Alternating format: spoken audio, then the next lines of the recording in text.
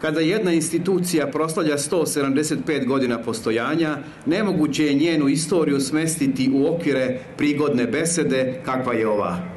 Moguće je okarakterisati njen istorijski hod i ukazati na njen nesumnjivi značaj. U ovoj instituciji nastaloj na sredini 19. veka, koju je naš narod zvao Vojnom akademijom, iako je zvanično nosila drugo ime, utemeljena je oficirska profesija u Srbiji.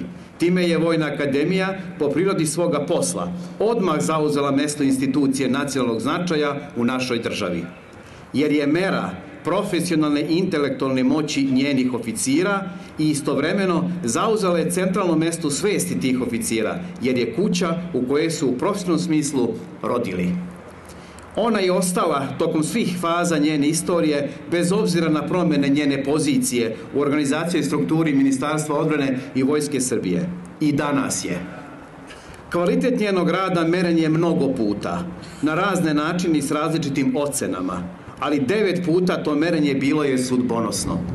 9 puta njeni bivši pitomci, studenti ili kadeti, kako su nazivani njeni polaznici, predvodili su vojnike i jedinice u ratovima.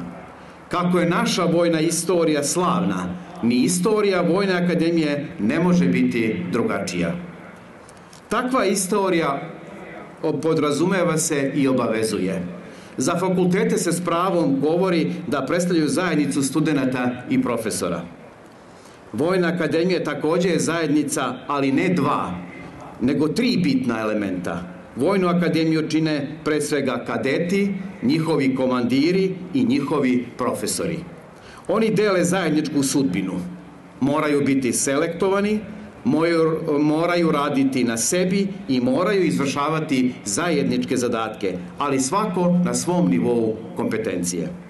Kadeti, komandiri i profesori Vojne akademije, vi ste duša ove institucije. Veliki jubilej obavezuje vas da svojim sposobnostima, radom, znanjem i moralom omogućite Vojnoj akademiji da svoje zadatke izvrši na najbolji mogući način.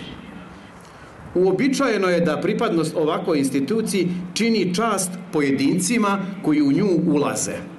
Postoje, međutim, i takvi pojedinci koji čine čast instituciji, ma koliko ona bila stara i slavna.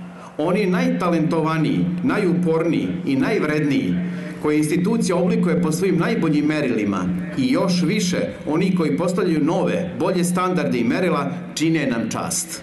Zato koristim priliku da na ovom mestu čestitam najboljim kadetima u svim klasama. Želim vam da i u oficirskoj karijeri postižete velike uspehe i da budete ponos svih svojih porodica, svojih klasa, Vojne akademije, naše vojske, države.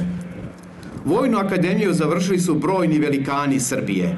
Jedan od njih uspeo je da upiše svoje ime među 22 imena velikih profesora koji su do danas rukovodili Srpskom akademijom nauka i umetnosti. Vi već znate da je to bio general Jovan Mišković, čije ime ne bez razloga nosi naša kasarna. Pominjem ga da bi vas podsjetio na činjenicu da su u Vojnoj akademiji obrazovanje i nauka uvek išli pod ruku.